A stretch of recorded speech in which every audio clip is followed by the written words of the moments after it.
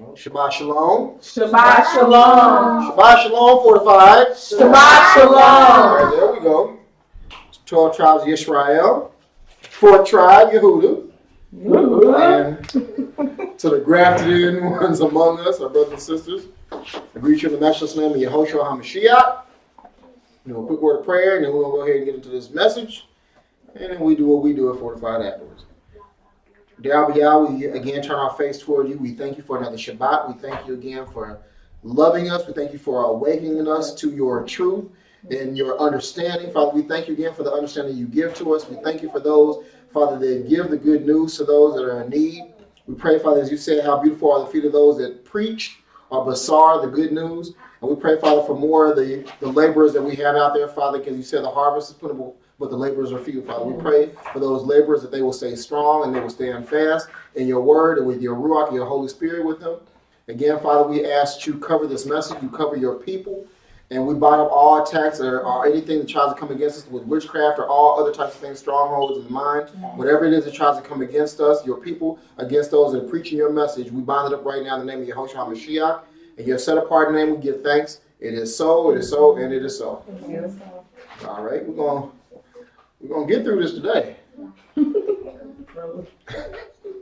We're coming out of Timothy's Bet, or 2 Timothy. First chapter. We're just gonna read the first 9 verses. We do what we do. Let's see, y'all's already ready for it this time, so I can't get a Torah study out of nobody this time. That's all right. It's always next week.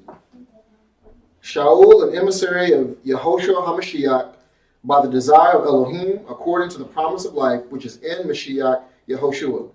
To Timotheus, my beloved son, favor, compassion, peace, from Elohim, the Father, and Mashiach Yehoshua, our Master.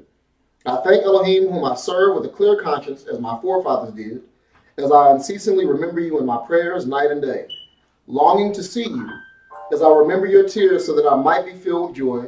For I recollect the sincere belief which is in you, which dwelt first in your grandmother Lois and your mother Unique, and I am persuaded is in you too. For this reason, I remind you to stir up the gift of Elohim which is in you through the laying on of my hands. For Elohim has not given us a spirit of cowardice, but of power and of love and of self-control. So do not be ashamed of the witness of our master, nor of me, his prisoner, but suffer hardship with me for the good news according to the power of Elohim, who has saved us and called us with a set-apart calling, not according to our work, but according to his own purpose and favor, which was given to us in Mashiach Yehoshua before times of old. All right, you may be seated. Thank you for standing. For the word, we always got to make sure that it's for the word and not for anybody else. Okay, without further ado, we talk tonight about the spirit of fear. Spirit of fear. When you think of fear, what comes to mind? What types of fears do you have, if any? What do you fear, or what do you think about that you fear? When you look at the definition of fear, you are told that fear is, first off, a strong emotion caused by anticipation or awareness of danger. Second, fear is defined as an anxious concern. Y'all need me to say them again? The first two? First one, a strong emotion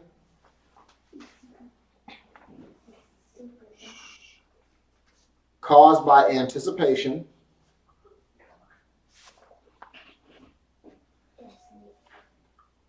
or awareness of danger.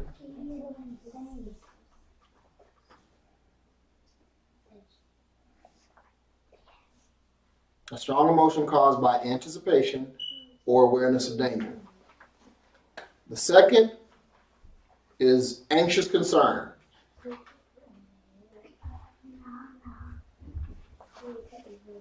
The third is reverence and awe. And in parentheses, you can put toward Yah. The third is reverence and awe toward Yah.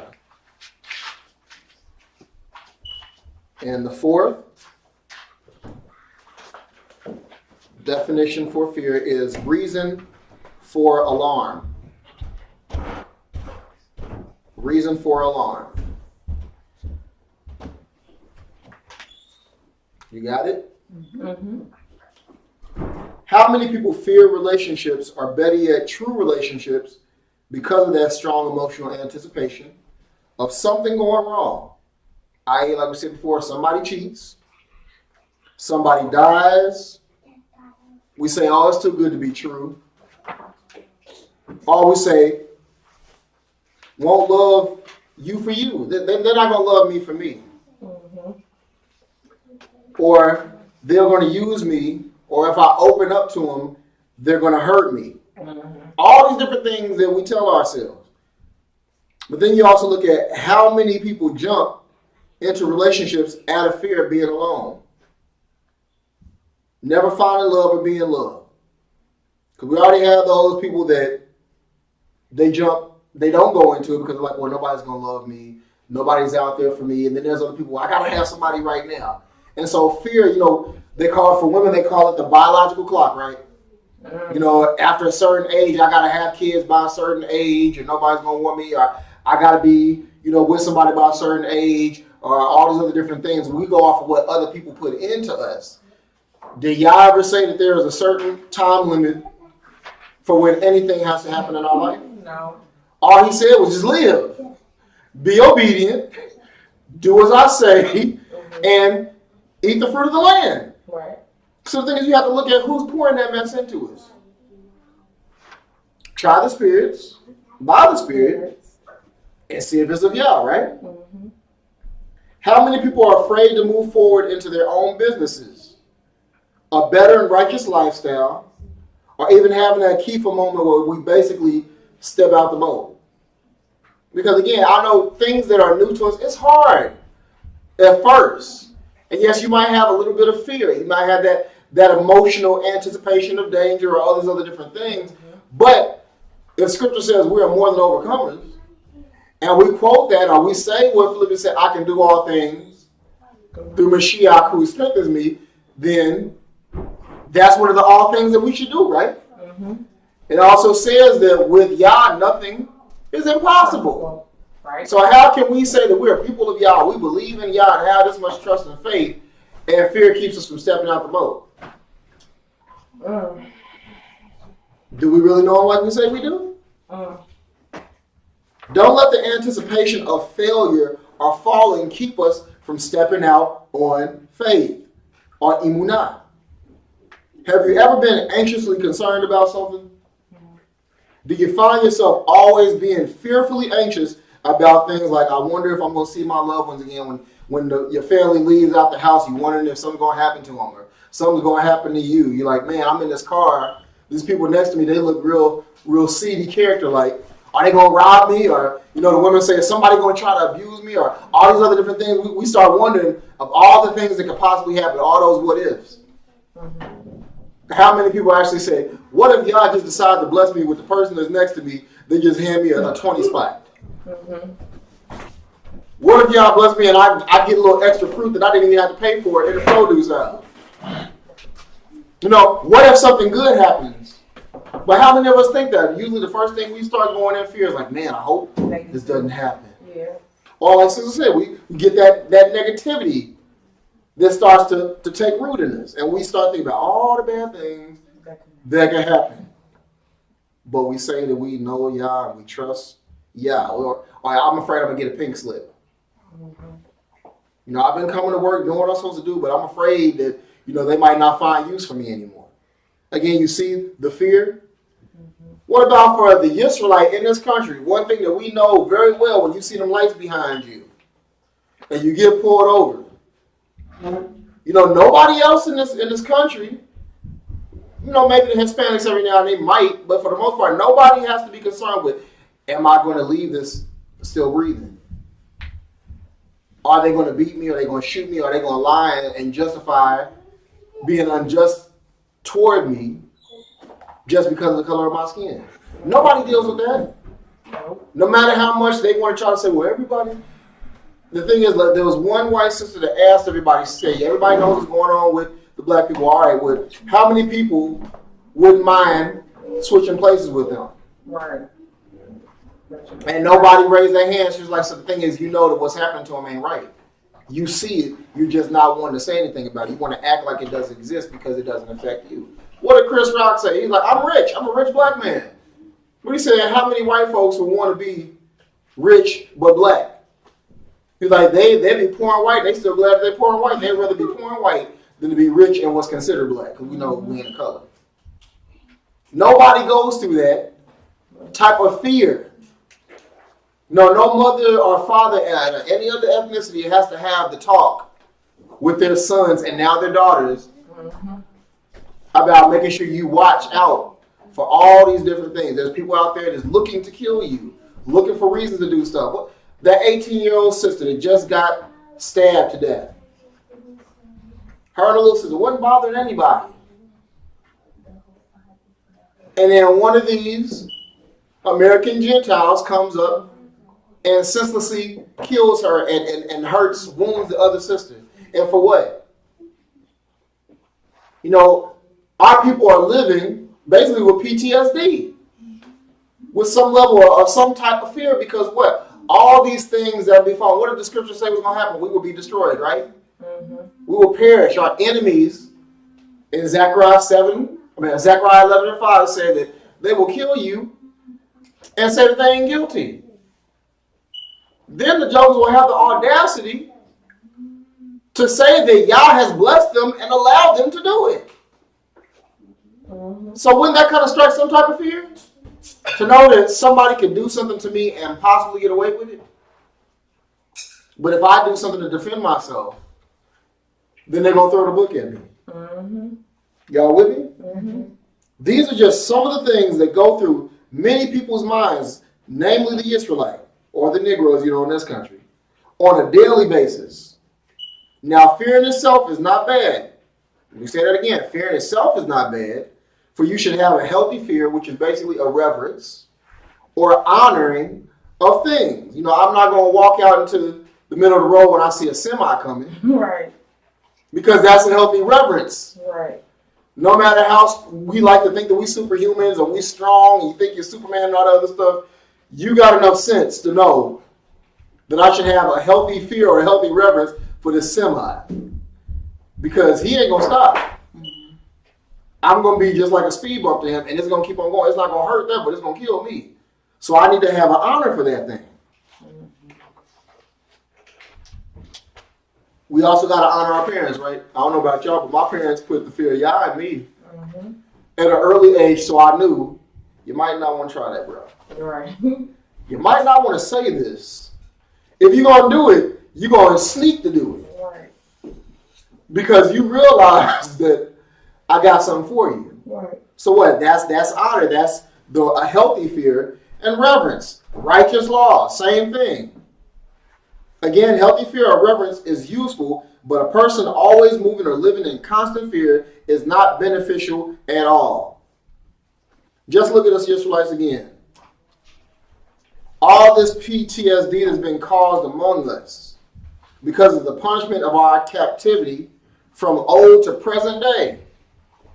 Which all stems from us not being what? Obedient. If we feared Yah or had a healthy reverence and honor of Yah, we wouldn't be in the situation that we're in now. But because we didn't use a healthy fear, now we got to live in constant fear. That's not a good trade-off, is it? I don't know about you, but I don't think that I did the numbers and it don't add up.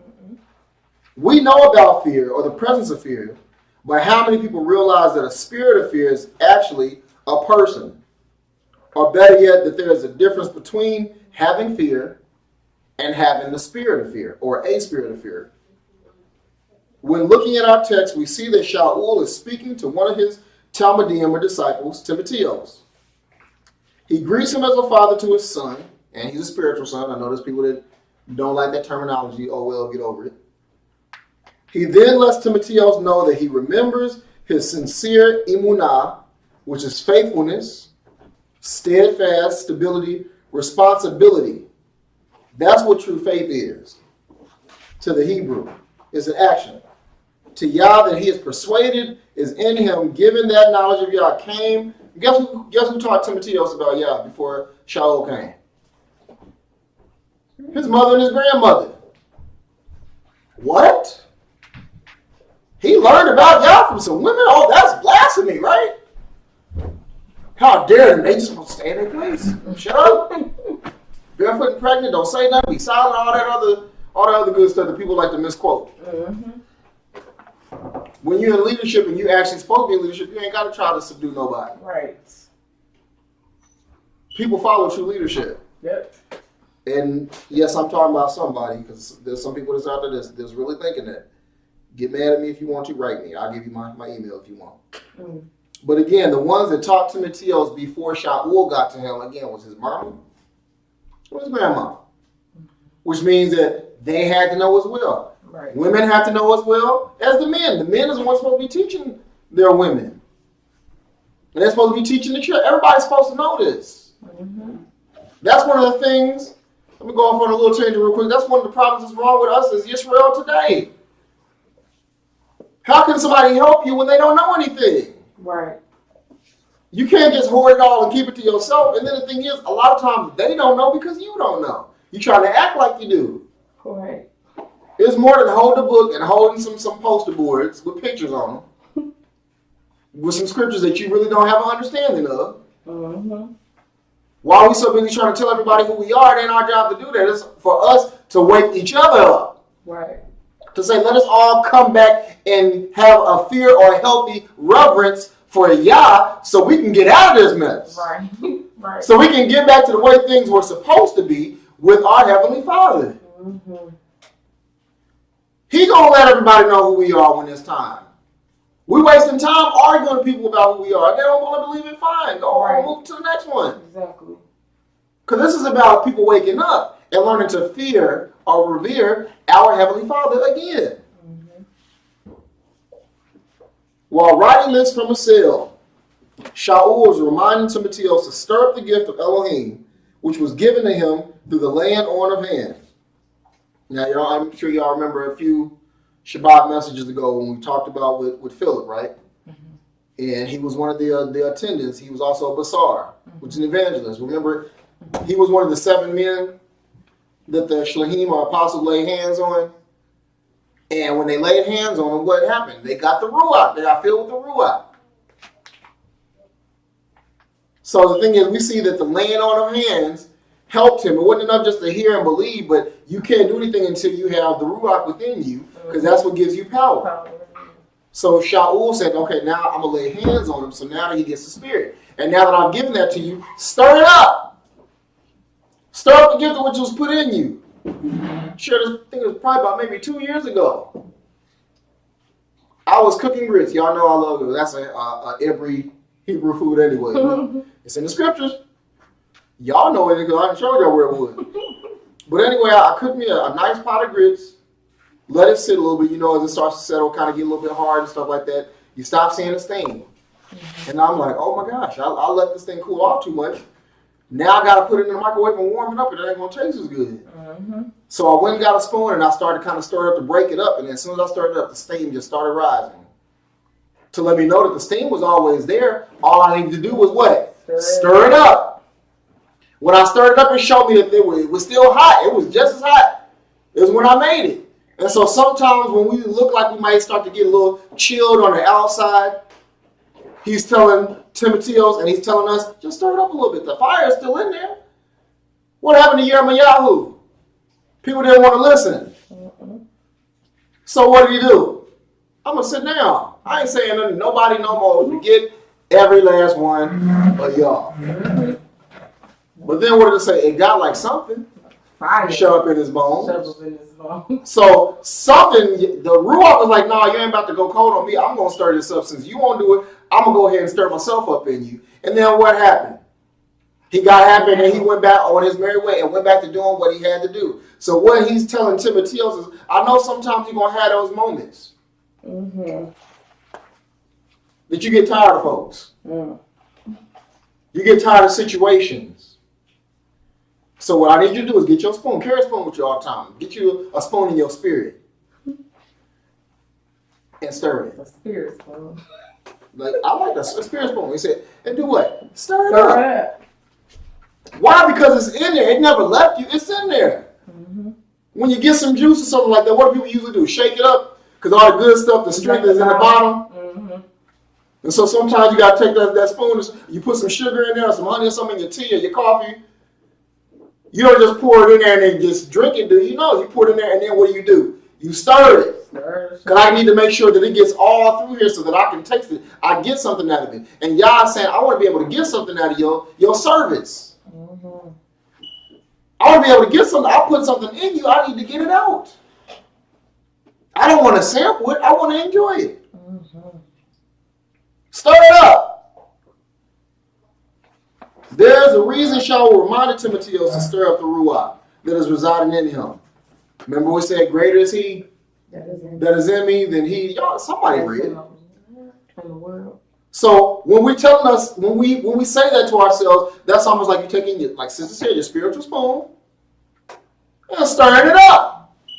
Because every now and then I got to talk to myself and say, hey, yeah, I know that this looks bad. Like my drill sergeant used to say, I know it sucks, man. I know it does. But we got to keep on moving. Mm-hmm. The objective isn't to stop here. The objective is to get to that position that we're supposed to be at. Mm-hmm. The objective for us isn't just to be at this place where we know what our heritage is and our identity and be like, okay, I'm ready. Time for Shemayim. Mm-hmm. Come down, Mashiach. No, it's like, no, you know who you are is just the start. Mm-hmm. But you still got 10,000 miles you got to go and cover. Right. You can't stay there if you're afraid to walk. You know, in theory, yes, I'll do whatever you tell me to do, but then when you start seeing giants, like when we get in the tourist, what? They saw the giants. They was all good and well until they saw them giants and then instant fear. Mm-hmm. We can't do it because this is there, that is there, and y'all was like, am I not still young? Why are you playing me? You've already seen all the other different things I've done for you already. Ain't nobody else out here doing this. None of these false deities that these people serving can do any of this mess. Mm-hmm. I just pumped all of the ones, all the 400 plus ones that was in Mitzrayim or Egypt, as you know. I done pumped all them jokers out already. Mm-hmm. Drown that whole army with the Pharaoh, and you still don't see? Who feeding you out here? Mm-hmm. Who giving you water to drink? Who making sure that your sandals don't wear out? Even when you walking around in a circle for 40 years for being rebellious, who's still taking care of you? And you gonna let some tall people, because that's all a giant really is. It's just a tall person. A tall, big person. She said a tall, big person. You know, a little bit thicker than you and all that other stuff. But the thing is, you got Yah. Mm-hmm. What they got? They ain't got backup. Why is a person that has backup afraid? When you got somebody in your corner, you got somebody that said, you know what, I fight for you. You do your little thing, but I'm going to take care of this. Why are we afraid? Huh? Why are we actually afraid? And then after Shaul said it to him, the next thing he told him is that Yah has not given us, come on, verse 7, a spirit of fear. The Ibri, Eve, or as you know, Hebrew, word for fear is Yareh. Yareh. Y-A-R-E. Number 3372.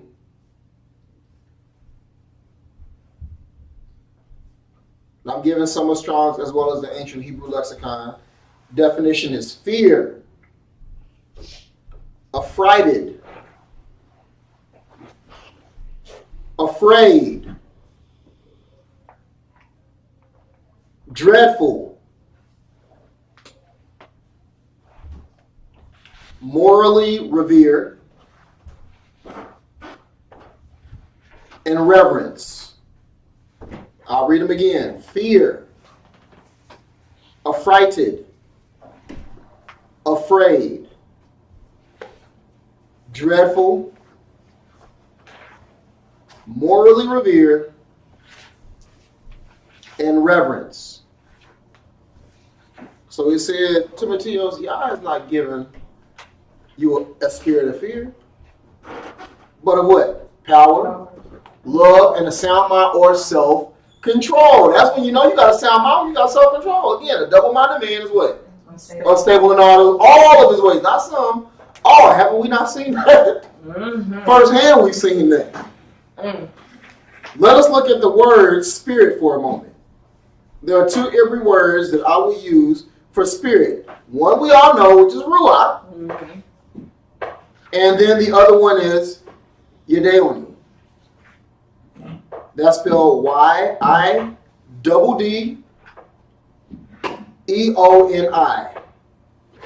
Yedeoni. Y'all already know how to spell ruach, and y'all want me to tell you how to spell that. You got, okay, I'm just making sure. You know, Maury probably tried a little bit. Now we know ruach. There's a difference between ruach and the ruach or ruach hakodesh. Ruach 7307 means air, spirit, mind, thoughts, exposed. Spirit as in the Spirit, the Ruach HaKodesh or Holy Spirit. Heart, motives, side or sides, inspired. It also means will, as in your will. So air, spirit, mind, thoughts, exposed, the Spirit, heart, motives, side or sides, inspired, and will. And Yedeoni 3049 means spiritist. We put in parentheses wizard or conjurer. Mm-hmm.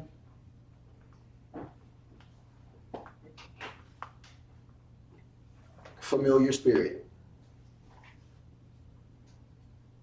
So Yedeoni means spiritist, which is a wizard or conjurer, and it also means familiar spirit. And y'all should know something about familiar spirits, but we talk about that a lot around these parts. Mm-hmm.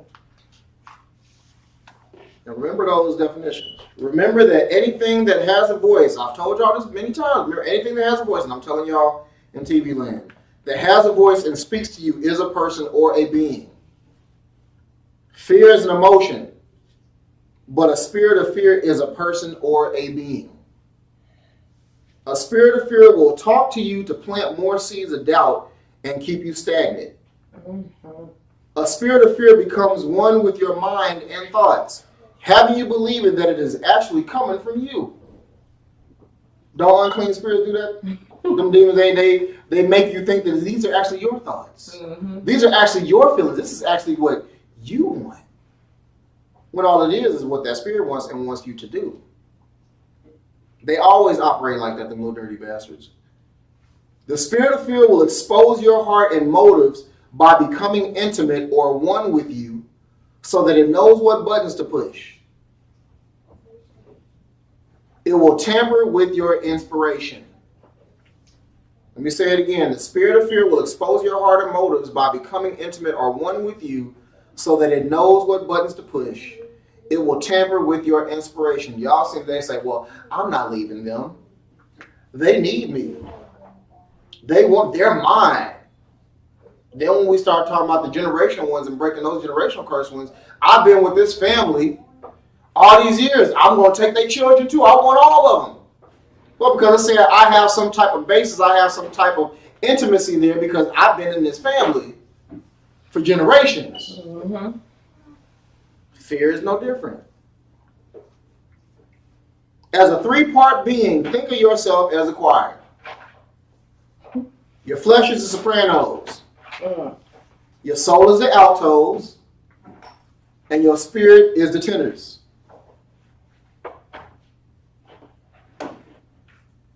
Flesh sopranos, soul altos, spirit tenors. The flesh, a basar, that's different from basar where you're proclaiming the good news. Basar is flesh. Hopefully y'all remember from last Torah study. Number 1320. And with that, flesh is mankind, lustful, carnality. Again, flesh, basar is mankind, lustful, carnality, spelled B-A-S-A-R, the English transliteration. You need me to say it again? What was the number? 1320. Hebrew number 1320. Now the soul, or nefesh, number 5315. Nefesh, or the soul, is your emotions, desires, life, self,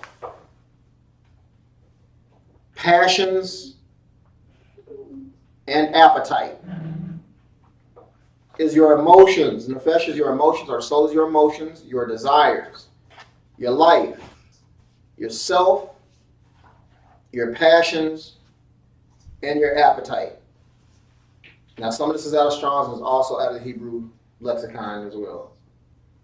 Now, the spirit, or ruach, 7307, is your mind, thoughts, children, heart, motives,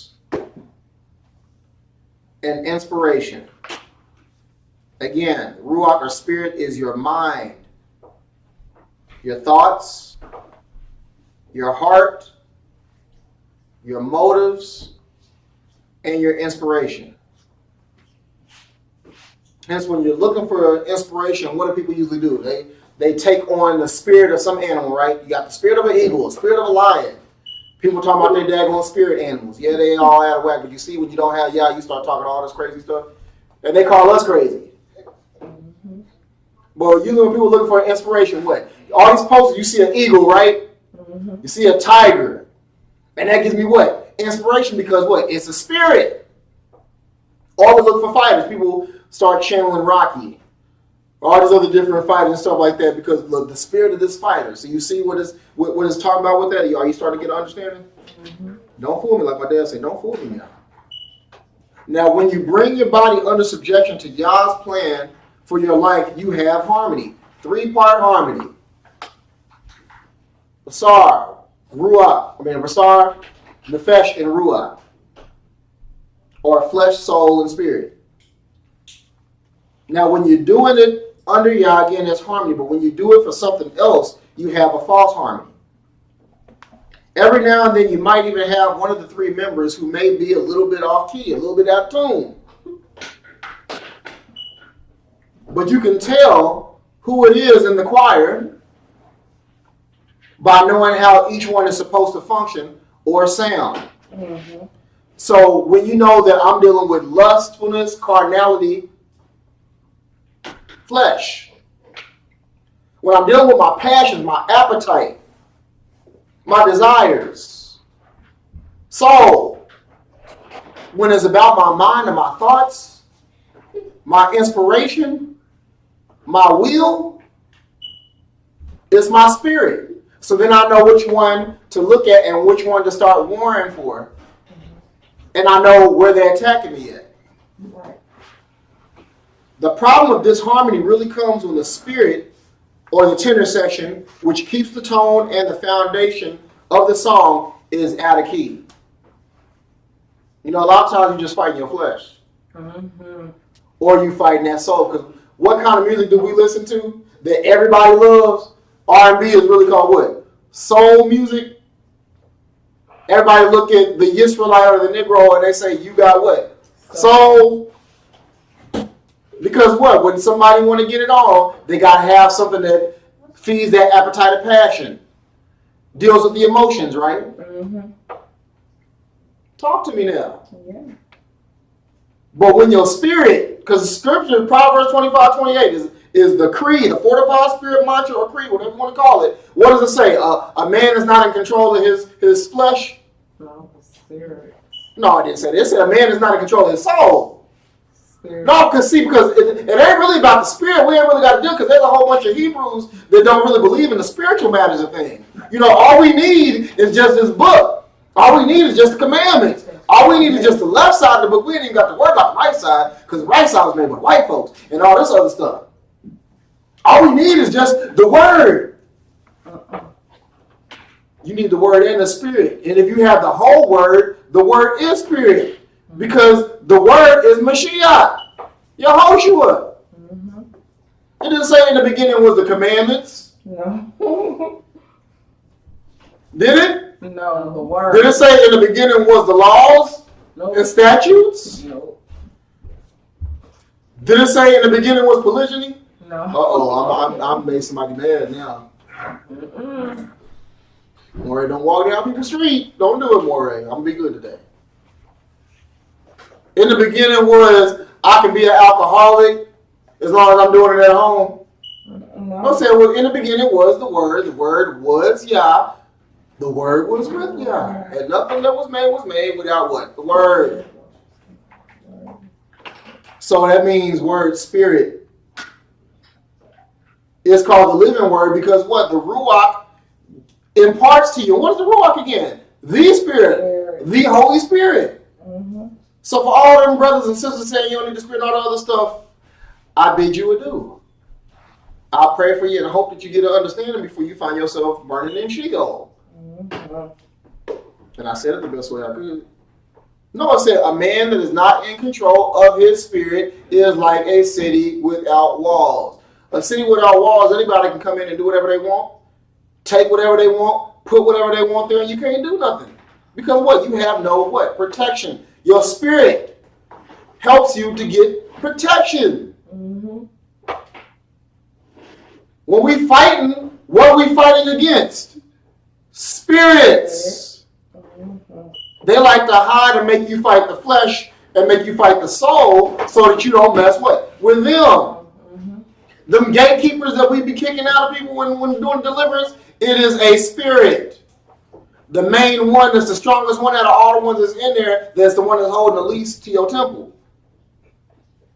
And that ain't no soul. That ain't flesh. What is it? A spirit. What did he tell Timotheus? Yah has not given you what? A spirit of fear. But what he did give you the spirit of power, love, and a sound mind. Self-control. So control your spirit.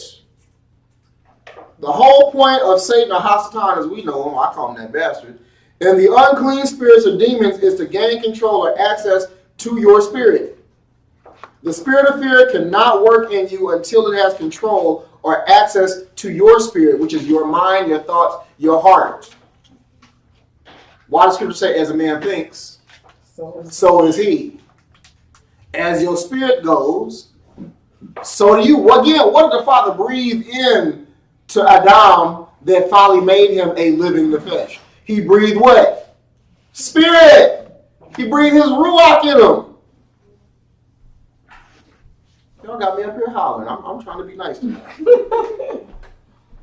They use the flesh of Basar and the soul nefesh as a lot of times to get to your spirit. Those of us who are actually in Yah have our spirit linked with his spirit, so they have to find ways to break that connection, which is another reason that blaspheming the Ruach is the unforgiven sin. But blaspheming the Father and the Son doesn't keep you from being forgiven if you repent. That's the unpardonable sin, is blaspheming the Ruach. The spirit of fear is used to hold you, to keep you stagnant and petrified, which means no life. Once fear takes hold, it is much easier to have all the many other unclean spirits inhabit you. And we've seen that before. You let one get in, and they started, that's the original Pokemon, because what Pokemon means is pocket demon. So then you really catching them all in, without trying to. Once fear takes hold, it's much easier for all them other things to come. Fear says, I'm afraid to love or be loved because it is unknown to me. But the spirit of fear says, if you love someone, they'll hurt you. You don't deserve love. Wow. Or you're incapable of love by being loved. Fear says, I'm worried that I might not be able or good enough to do this. You know what that spirit of fear says, little dirty bastard? You can't do this. Mm-hmm. You don't have what you need or what it takes to do this. Oh no. You will fail. What others have to offer is a lot better than what you have to offer. There are people more established than you. Nobody likes you. Mm-hmm. That's what the spirit of fear will say. Mm-hmm. You see, fear is anticipation of awareness of danger, but a spirit of fear is stagnation, which means no movement, which brings what? Death. A person who fears will start running when they see someone. We outside right now, you just see people running and screaming and stuff like that. You gonna probably start running 9 times out of 10, running with them too. And when you catch up with one of them, why are we running? Ah! Why are we running? It's like, I was just playing just to see what somebody was doing. Right. But see, fear will make you move. Mm-hmm. But a person that has a spirit of fear in them, they will sit still and say, there's no use. I'm just going to give up. And then they can see the calamity coming, and they'll stand there and be like, because the fear of the spirit has taken over their mind to say, what's the use? Why do you think these people saying, well, I'm going to die anyway, so I might as well just keep on smoking these cigarettes. I might as well keep on doing these things that are killing me. You got to go sometime. At least I'm going happy. No, fool. You going in a way that you didn't have to go. You cutting off your life because you're afraid to let this thing go. A spirit of fear has gotten into you to make you believe that you can't live without this thing. There shouldn't be any people that's addicted to anything. People are addicted to sex. People are addicted to attention. People are addicted to sniffing gasoline. People are addicted to all these other different things. Because the spirit of fear comes in you and says, I'll make all the rules now. How y'all like, I come in your house, I come in, I look in your closet and say, you putting this on today. Who you telling? I bet you're going to put it on. Now, 9 times out of 10, you're going to fight me. Who you think you are? You ain't my daddy. You ain't all these other different things. But when a spirit of fear or a spirit of anything, not Yah tells you to do something, what you do? You go right ahead and do it. And then you believe that it is your idea. Yah says, I came that you may have life through his son. So I came that you may have life and have it more abundantly. But the spirit of fear says you're going to die. Mm-hmm. Yeah, one day. But as far as I know, unless Yah says something different, it ain't today, it ain't right now. So I'm going to live the way that he's commissioned me to do it, to live. And that means I'm going to live without you. I don't know if y'all remember the Matrix, the first Matrix at the end, when he got at that phone booth and he was telling them, I'm about to show them a world that you don't want them to see. What did he say? A world without you. And let them know, basically, this is my calling card. I'm coming for all of y'all, for all the agents. We have to take something similar, even though that was a secularism and all these other different things with a little bit of hidden truth in there. What we have to be able to say is, Satan, I'm about to show people what a world without you is going to look like. Right. I'm about to show people that actually look at me and see how I'm living, what a life without a spirit of fear, what that looks like. A life with all these other different things that people battle and deal with. I'm about to show y'all what it's like to live without that. What does it say? Death, where's your sting? Grave, where's your victory? Because what? The Mashiach went down there and took the victory, took authority over it, so we don't have to fear death. What do y'all say? Don't fear the man that can just touch your body and just kill your body. What you need to be fearing or revering is the thing that can touch everything. Yes, in the spirit. You're like, I can get all three. I can get all three of y'all. I can get your flesh, I can get your soul, and your spirit. And I can do different things to each one to just add on the pain. You're like, so don't worry. All I can do is mess with your body. But I got control over all of it. So who you gonna revere?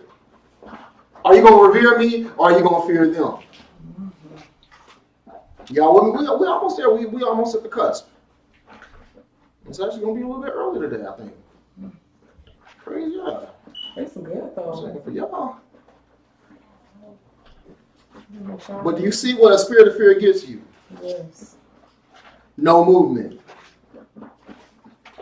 Do you see after Shaul told Timotheus that Yah didn't give him a spirit of fear, but a power, love, and self-control, sound mind? He told him to not be ashamed of the witness of Yehoshua. Uh-oh! No, he didn't say that because, again, Shaul ain't going to talk about the Mashiach, right? Because Mashiach doesn't exist. He's a figment of your imagination, right? We just stick to the left side of the book. Mm-hmm. That's great. So then y'all can't quote Shaul no more because y'all want to quote him when y'all misquoting the stuff that he's saying about women and what other stuff got to go on. But he is the same Shaul that's talking to Timotheus, his son / student. Don't be ashamed of the witness of Yehoshua HaMashiach.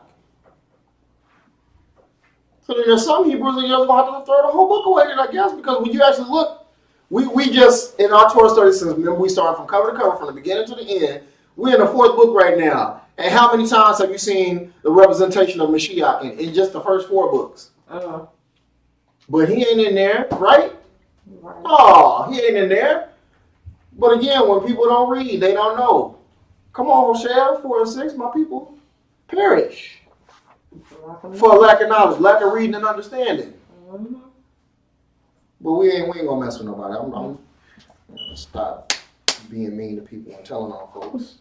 Y'all forgive me. I'm sorry. No, I'm not. But instead, he told him to suffer hardship with him for the good news by the power of Yah, who saved us and commissioned them with a set-apart calling. Again, don't be ashamed of the witness of Yehoshua, but suffer hardship with me for his good news by the power of Yah, who saved us and commissioned them with a set-apart calling. All of us got a set-apart calling. Your calling ain't mine. Mine ain't yours. Right. You know what you're supposed to be doing, even when you try to run away from it. We all, you know. We know what we're supposed to be doing. It's just whether we're afraid to do it or not. Mm-hmm. It's one thing for you to be afraid, but you're going to get over it. Shut up and get out there. But it's another thing when you have a spirit of fear that you just like, I ain't going to do it. Yeah, it's like, go ahead, you just... Going out. I promise you this is what you be doing now. Why? I can't do it. How can you not when I gave you everything you needed to do it? How can you not when, just to shut you up to take all your excuses away, I give you people to help you do it? Can't. No. And he only going to accept no so many times before you're like, okay, you're right. I choose somebody else. Oh, I'm ready now. But what do they say? We ready to take the land now? They was afraid of giants and all that other stuff. He's like, okay, you ain't getting it now. Oh, let us go. We're crying. If you go up there, they're going to tear your butt up. And then they got tore up, didn't they? Don't let a spirit of fear keep you from moving into the land. Don't let a spirit of fear keep you from going into what Yah has for you. We all like blessings, don't we? But how many of us actually like to do the work to get the blessing? Come on, prosperity pastors and preachers and organized religion. Oh, he wants you to have it all. Yes. That car, that house, that man or woman that actually belongs to somebody else, but that's yours. They're just holding it for you right now. Mm-hmm. And all you got to do is just put your money in the plate, and he gonna bless you. Ain't that what they say? You put all your money in the plate, you still ain't blessed. One, because you ain't had the right heart, and then the thing is, you was doing it out of fear. A fear of not being able to get it. Dang. Yeah, I told you how you get stuff. Obedience. By obedience. I'm already got these kids. They know when I say obedience is better to say. I'll tell them to say it. They recite it to me sometimes before I get it out because they know where we're going with it. But they learn as kids. Yep. So what a lot of adults refuse to learn or act like they don't learn. Mm-hmm. When you're obedient, you ain't got to be afraid to stand before Yah. Yes. Say that. To be stand before an angry and just Yah because he ain't mad at me because I did what he said. You knew when your siblings was getting the whooping. If you did something wrong, you wasn't being righteous. You was afraid too, but what's the first thing? Do they know? And so what? Fear crept in. He was like, oh my God. A spirit of fear, not the fear and reverence thing, because if you had that, you wouldn't have been doing what you was doing. But a spirit of fear comes over you in your mind. Like, oh, they know. Oh my gosh. They found out. Who told? They're going to get me. And then you waiting for your number to get called. Number 7 for whooping. Number 7. Please, number 7. Either come to me or I'm going to find you. Who's got number 7? He's like, man, am I 8? Because you knew you did wrong. But when you was living righteous, I'll stand right there in front of my parents like, I'm eating some ice cream or other types of stuff. I'm just all around them. He was like, because ain't no fleas on me. I did right. I did everything you told me to do. So, hey, I ain't afraid to sit in front of you. Mm-hmm. But a person that ain't living right, yeah, a spirit of fear is going to be on you. When you know that Yah's looking and you know you got to answer to him. Mm-hmm. What does it say? We got to give an account for it. Yeah. Everything we said. Everything we did. Everything we thought. Mm-hmm. So which means we need to control our minds. And again, your mind and your spirit are considered the same thing. Proverbs 25, or Mishle 25:28. Control your spirit. No, I'm telling you since day one, brick by brick. Mm-hmm. Build the right kind of wall, the righteous wall, while you're tearing down the stronghold walls that kept you. And again, the stronghold is in your mind. Mm-hmm. Tell somebody that's just addicted to sex and want to keep on sexing and fornicating that it's against Yah. And give them all these different things, all the scriptures about how not only is it hurting them spiritually, but how it's hurting physically and all these other different things. And the first thing that spirit's going to say, no, it ain't. It's all right. That's why these jokers sit up there talking about some having sex means you married. Where say that at? Right. Right. You're joined together in the spirit, so spiritually, but it's an illegal marriage. Right. If you buy bootleg stuff, that's illegal, right? Yeah. And if you get caught selling it or purchasing it, what's going to happen? I'll rest my case. Jail. If Yah is all about righteousness and being just, illegal stuff ain't just. Last time I checked, unless he done changed something, somebody cooking the books. Y'all with me? Yeah. Is it good to me? I don't know about you. It's getting good to me. But the thing is, we have to make sure that we control our mind. Mm-hmm. Suffer. Don't be ashamed of the good news of Yehoshua. We all supposed to suffer together because we all commissioned to do what he's called us to do according to his purpose and his grace. Oh, here we go.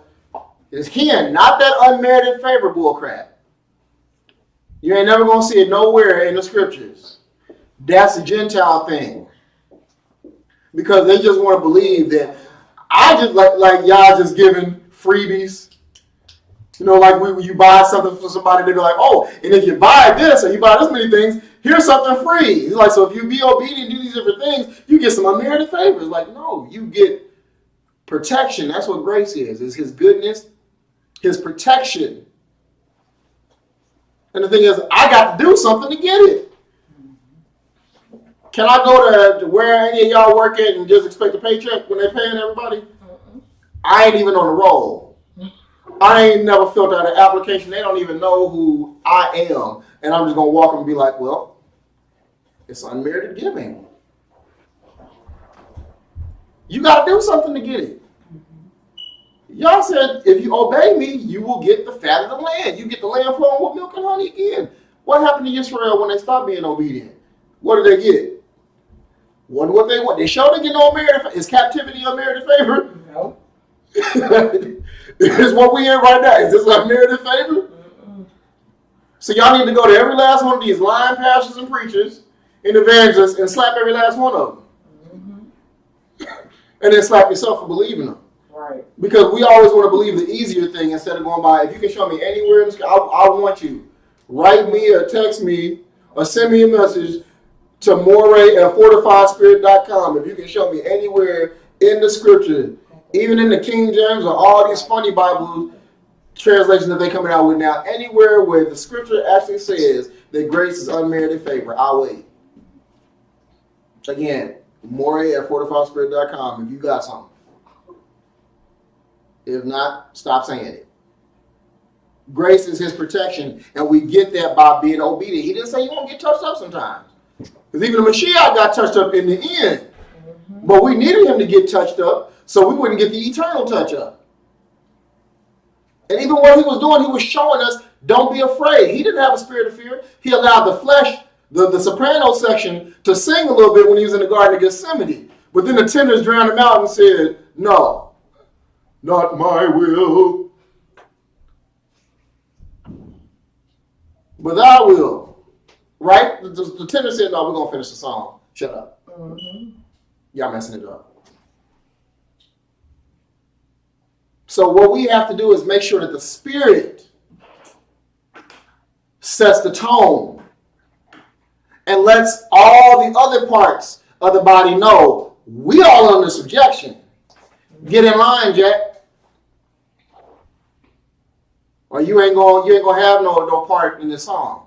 Right. You ain't got a part. Get in line. We don't do spirits of fear in this body. No, that's right. Because we got to move. And move we shall. What have I told y'all? I was like, I love y'all, but when it's time to move and we going the way y'all has for us, I will leave you in a heartbeat. I'll be crying and praying for you and stuff like that, but then part of me, I'll be crying and have my most shame on you like, but you told him. I done told you, baby D. So it's not like you didn't know. But the thing is, if a person wants to let fear, a spirit of fear, keep them stagnant, there's nothing you can do. Why are you going to waste all that energy trying to push somebody that's saying, no, I'm not going to move? Yeah, that's true. It's one thing for you to say, I don't want to, and now we start getting to the heart because I'm afraid of this, I'm afraid of that, but it's another thing to just say no. Yeah, that's true. I don't care what, have you ever been around somebody like, I don't care what you say. I'm going to stay in this bad relationship because I can make it better. Deal with some sister like that now. You see all the signs. You got proof staring you right in the face, and you still say, no. I hear everything y'all saying. I understand. I even agree with you on these different things, but no.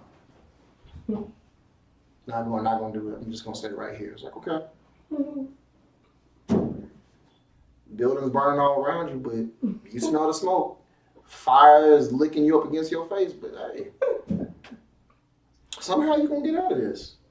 I don't know how, but because y'all done already told you got to out, but hey, I digress. What do I know? I'm just a silly moray. Believers are not to be slaves to a spirit of fear. That's Romans 8:15. So I told you we at the finish line. Believers are not to be slaves to a spirit of fear. Romans 8:15. There's no need to fear because Yah is our helper. That's Deuteronomy or Devarim 31:6. And Psalm or Tehillim 118, verse 6 through 7. And then Ibram or Hebrews 13, verses 5 through 6. Y'all need me to read those again? No, I think that's all. Yah is our light and salvation. We need not fear. Psalm or Tehillim 27, verse 1. Yah is our light and our salvation. Who do we need to fear? Tehillim or Psalm 27, 1. Trusting Yah cast out fear. Y'all remember we talked about that before too? Tehillim or Psalm 56, verses 3 through 4. And then verses 10 through 11.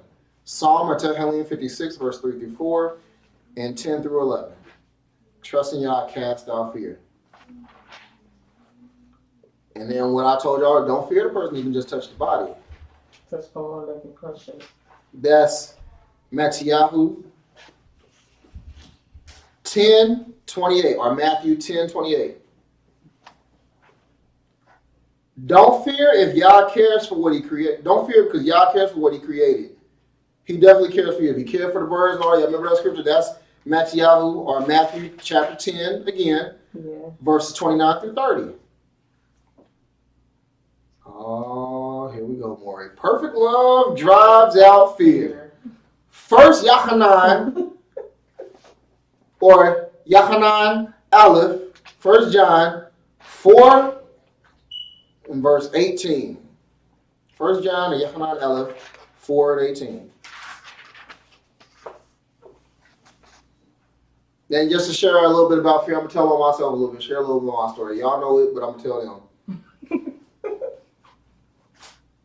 I was working at a good paying job. It's a government job. Talk about it. When I started working, I knew that I was only going to be there for the amount of time that Yah told me.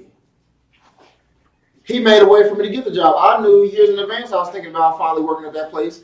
And when it was time, he put me in it. So I knew all these things beforehand. Got the job, knew it. You're only going to be there 2 years. Nobody else knew this. I fill out this application. I know I'm doing all these things, going through all this stuff. Like I said, it was a great paying job. But I was only going to be there for 2 years. I go to work every day looking and I know a secret that none of them know. I'm imparting into people's lives. I'm imparting when I finally got my own route, all this stuff. I'm imparting to everybody there. And I'm giving people this sense that I'm going to be here for a long time. But I know deep down inside, no, you're not. I kind of got to understand, but I don't fully have an understanding yet. He hasn't told me all of why he had me be there and whose life I was supposed to touch and how I touched it and what I did. I could have been there just to be a warning. I could be there just so that he could put judgment upon the place after I left, like he does with his people sometimes. And to the T, 2 years. And he was like, okay, it's time to go. And he helped me to get out of it because he made it to where I got ill. Just in case I started having second thoughts. It's like, okay, now what you going to do? Yeah, because they knew. And the funny thing is, the whole time I was at this job, they'd been fighting to get a raise. Didn't get the raise until year 2 when I was going to be coming out. I only got to enjoy that raise for about maybe 4 paychecks. And the thing is, what happens sometimes is the enemy will put certain things in place to see, are you going to take the bait? You know, one, as a man, because I'm all man, I believe in doing my responsibility and taking care of my responsibility. I don't shirk like some do. And so I'm like, well, you know, what about my family? Because that's the first thing I'm thinking about. What about my family? How am I going to provide? And he gave me. He didn't have me leave one thing and just go out there naked. He gave me something. It wasn't what I necessarily wanted at the time, but he gave me something to still be able to take care of. But, you know, that fear started coming in like, man, what's going to happen if I leave this? What will I have to give up? How am I going to take care of my family? How am I going to be able to take care of the congregation that he's putting me over? All these different things. And he's like, are you going to let me do me? Are you going, because all these years you've been telling me you roll with me. All these years you've been telling me how you trust me and you trust me in these different things. But I'm talking about now. In this situation, do you trust? And this ain't the first time he's done it. He did it to me when I was in the military. When it was time to get out or re-up, and I started getting a little cute. And I was like, well, I wanted to get out, but I said, you know, I want to stay because I was planning on being a lifer. At least 20 years at a minimum. And so he started doing different things, allowing things to happen to make me loathe being there. So that I was like, when it was time to get out, I'm done. Because he said, I got something else for you to do. And again, I was like, what am I going to do? I'm trained to do this. I like doing this. What am I going to do?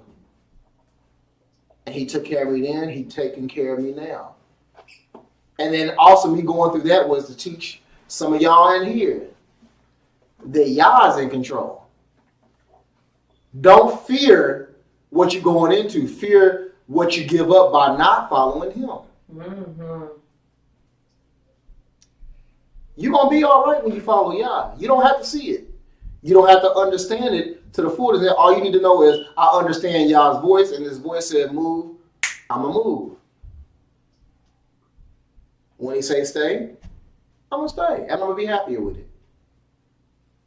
I'm going to deal with it. If he says, do this thing, a spirit of fear is going to come by and be like, don't do it, you can't do it. Does he really mean for you to do it this way? Oh, he wouldn't really want you to do that, would he, if he was just? If he loves you, would he? A spirit of fear, a spirit, any unclean spirit is always going to have you questioning Yah. Questioning Yah's motives. Questioning if you're capable of doing the very thing that he told you to do. If I tell you to pick up a piece of paper, you ain't going to sit there and say within yourself, self, can I pick this paper up? Do I have what it takes to bend over and pick this paper up? You know, I'm afraid that my arm might not reach out there to get it. No, you're like, I can do this. But when it comes to obeying Yah, all of a sudden the spirit feels, you can't do it. It's too hard. You can't do it. And I'm going to mock you and make you say I can do all things through Mashiach, which strengthens me. But then I'm going to have the same mouth of saying that. It's like, but I can't keep the commandments, though. I can't actually live righteously. Oh, he know my heart. Yeah, and it's funky. Because what? Fear tells you what you can do. A spirit of fear of weather tells you what you can do. And he don't dwell in that. Does he? No. But I'll tell you a story to tell you that when you are moving in the power of the Ruach, you're moving in Yah's, in his word, being obedient, then you fight that spirit of fear. I don't talk to a spirit of fear. I beat it up. I push it out the way. Because what fear will do is make you stay just like this. Fear will say, just put your hand, throw your sword down, put your shield down. There's no use. A fighter is going to fight, even if they know, I know I'm going to die, I'm taking as many of y'all bastards with me as I can. Right. But a person with a spirit, and the thing is, my dad, we'll go into another thing real quick. My dad, anytime anybody fought him, he had to get jumped with at least 6 people at a minimum. Because Dad got hands. And so one of my brothers asked him one day, he's like, Dad, how was you able to do all that stuff? He was like, I was afraid. And like, you don't expect to hear somebody that's whooping people, and you got to have at a minimum of 6 dudes come to fight you anytime anybody want to fight you. You ain't expecting the first thing you expect them to say, oh yeah, because I knew I got these hands, they don't want these hands, all this other stuff. He told my little brother, one of my little brothers, he said, because I was afraid. I was afraid of what would happen if I didn't fight. Yeah. I was afraid of getting beat down. If I didn't fight, they probably would have whooped me even worse, and then it would have got worse for me. But the thing is, I fought because fear led me to fight. Fear will lead you to move. A spirit of fear will lead you to stay still. That's why you got to know there's a difference between fear and a spirit. That's why he didn't say Yah has not given you fear. Because again, I told you at the beginning, fear isn't all bad if you got a reverence or a healthy fear. Yeah. But a spirit of fear is a person that lies to you and makes you not move. And that didn't come from Yah. Again, try the spirits and see who it's from. Yah didn't give you that. He said, but I gave you. And if he said, I have not given you a spirit of fear, then people will gloss over and think you, Ruach. I didn't even think about it until just now. He said, I didn't give you the spirit of fear, but I gave you spirits of power, love, and a sound mind. But the way that we say it a lot of times, we just say, he gave you power, love, and a sound mind. It's like, no, it's a spirit, which means it's a person, it's a being. So just like a spirit of fear can talk to you and get in your mind, a spirit of power. What do you think you would do when you got a spirit of power that you're talking to? A spirit of love that you're talking to, and a spirit of self-control. What would you do then compared to what you do if you listen to a spirit of fear? You know how much more the enemy would hate to see you coming? Mm-hmm. Because what I tell y'all, with the 3-part harmony, with the 3-part choir of the body, again, the flesh is sopranos, soul is the altos, spirit is the tenors. And if the tenors set the stage for everything else, again, he said, a man not in control of his what? His spirit or his tenors is like a city without walls. So if I got a tenor section that's Tender section of power, Yeah. tender section of love, and tender section of self-control. What will I not do for Yah? How much more will the enemy hate to see me? He gonna try with my business, and that tender section stand up. The flesh be like, I don't know. The flesh of soul, like, man, my passions might be different. I might need to change. And that tender section was like, shut up, y'all, and get in harmony. We gonna do this. Whatever it is that the enemy tries to put before you, again, who is man that I should fear him? Because again, what can man only touch? He can only touch your body. We all got to get out of this flesh suit anyway. We just leasing this right now anyway until it's time to leave. My allegiance is to the one that touch all three of them. Again, Yah has not given us a spirit of fear, but of power, love, and a sound mind. I'm going to end it sharing this dream with y'all.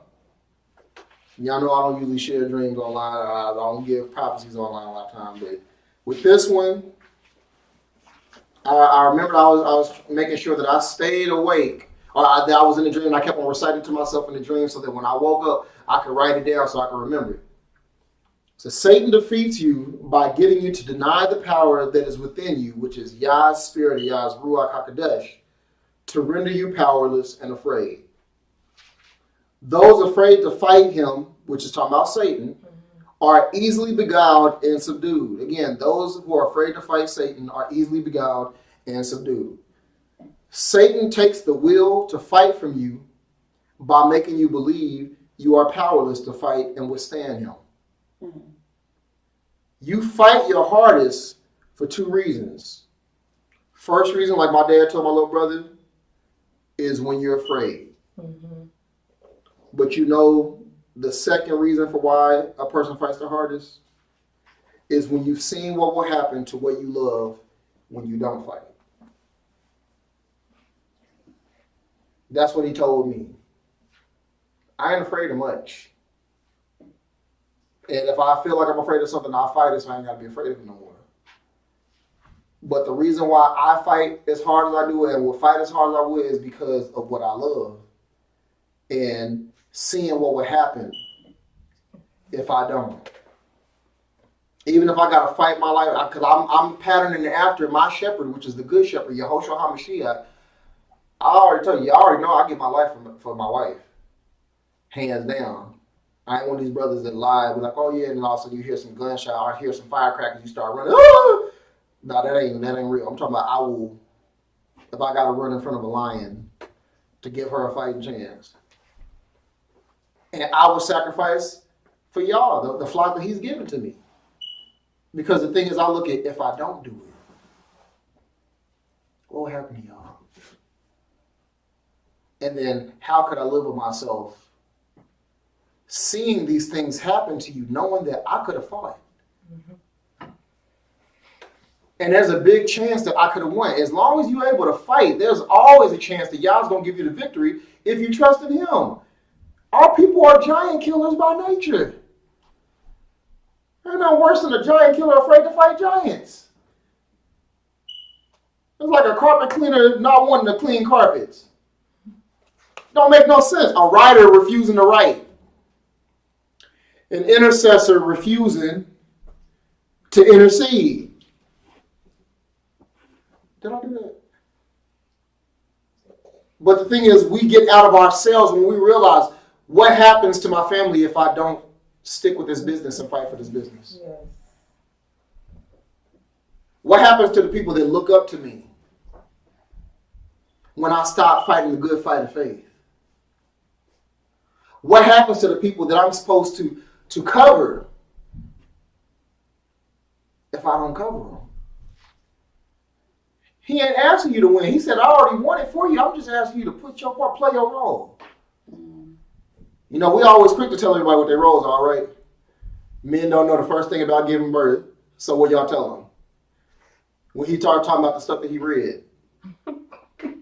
like my wife said, put her hand to the lips, or she like to say, let your bottoms meet your tops. Which is basically, shut up, you don't know. And I'm trying to be nice. I understand that you think you're knowledgeable about things, but you have no understanding of this. Until you feel one contraction, I don't want to hear nothing out of your mouth. Until you have an understanding you've gone through this, say nothing. That's why I can't listen to somebody that don't know how to fight spirits, don't even believe in spirits. They want to philosophize everything. Shut up. You can't talk to me. Right. Right. And you can't talk to me about the book because the book is spiritual. Right. So you just let the big boys play and you just sit down and maybe learn something. But you see how a spirit of fear will work? It'll talk to you, it'll lie to you, it'll say all these different things because the whole point is to keep you sitting still so that you can miss out on what Yah has for you. Again, our ancestors, when they didn't want to go into the land, what they do? They sat still. And then as soon as Yah gave them the punishment, the judgment that he put on them and said, don't go, now will everybody want to go? Spirit of fear kept you because that fear caused them to do what? Rebel. When we get a spirit of fear, that's what do? We rebel. We become very ungrateful. Why you got me out here? You did this. You just want me to die. All this other stuff. It's like, Negro, Hebrew, please. I don't know when it took you out. Fear will tell you that it was better off where you was at. The spirit of fear will say that. Yeah. And the spirit of fear will say, go back. Yeah. You can take it, just a little stuff here and there, but everything ain't always pleasant. Make it work. When the spirit of power, love, and sound mind and self-control says, don't go back, it's going to be all bad. Fear, or spirit of fear was trying to speak to me to tell me, don't leave that good paying job. Why would you leave this? You crazy for leaving this. What's going to happen to your wife? What's going to happen to your family? What's going to happen to you? I got a vehicle. I left that job doing what I'm doing and was able, y'all bless us, to be able to get a vehicle. Didn't get no vehicle when I had the good paying job. And wasn't able to get things that I needed done with the vehicle that I had while I was at that job. That's a blessing right there within itself, because y'all saying if you trust, that's why I'm speaking to y'all, whoever ends up watching this, that move out on faith, step out on the boat. Get out of the boat, excuse me. What do you say? You have faith the size of a grain of a mustard seed. Fear will say, I don't know, I might drown, but because I asked to come out and he told me to come to him, I got enough faith to say, well, let me go ahead and try this. But the spirit of fear say, you're going to drown. Spirit of fear say, as soon as you step out there, this big old fish is going to come and swallow you up. There's a shark in it. Look at that fin. A spirit of fear will make you see something right there.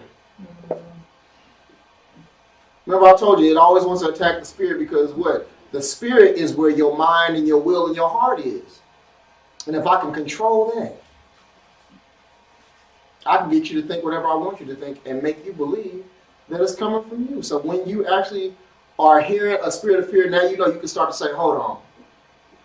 Scripture says, try the spirits. Try the spirits, so who are you? Because he told me, he gave me three things: the spirit of power, love, and sound mind. I don't see this on the docket. You can't ride.